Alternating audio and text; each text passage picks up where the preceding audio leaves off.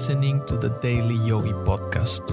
Every weekday, I'll share timeless yogi wisdom in bite-sized relatable lessons you can apply immediately to help you expand your perspective on life. MIT scientists recently stripped the famous double-slit experiment down to its quantum bones. They watched single photons approach two paths. Common sense says each particle must pick one route or the other, but common sense was wrong. The photons did something seemingly impossible. They traveled through both slits simultaneously, creating interference patterns that only make sense if each particle somehow split itself, journeyed down both paths, then reunited with itself on the other side. The detectors recorded it, the data showed it. Measurement after measurement confirmed what logic said couldn't happen.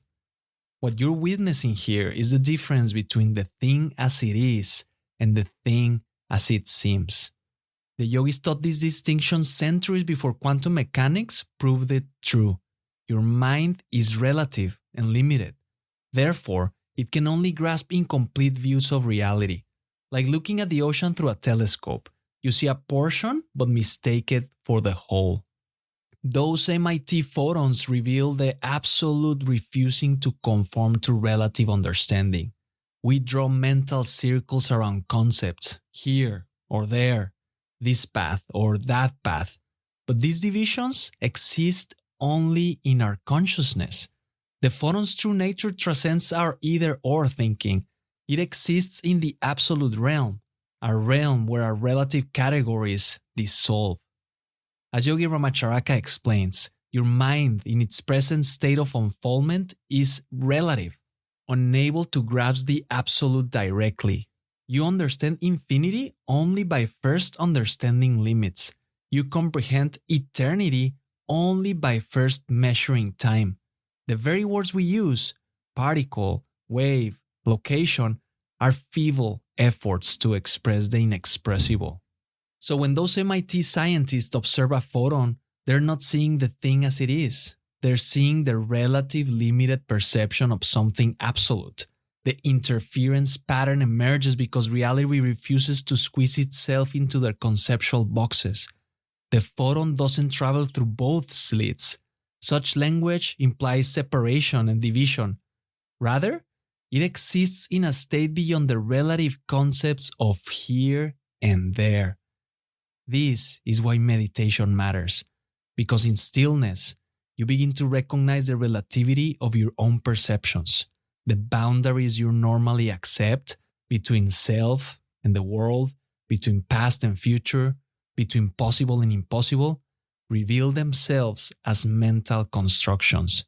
Useful constructions, perhaps, but constructions nonetheless.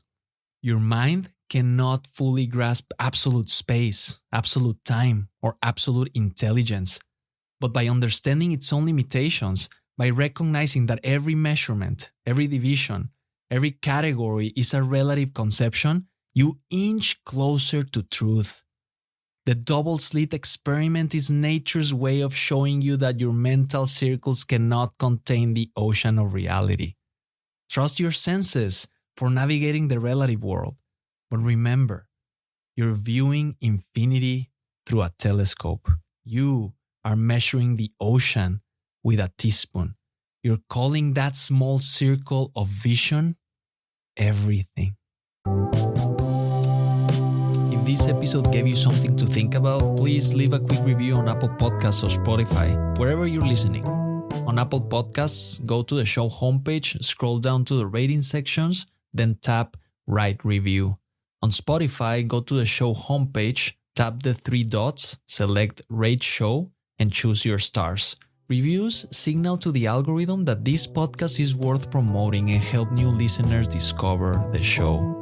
Thank you. Your support means a lot and goes a long way. And as always, take this reflection into the silence, and I'll see you next time.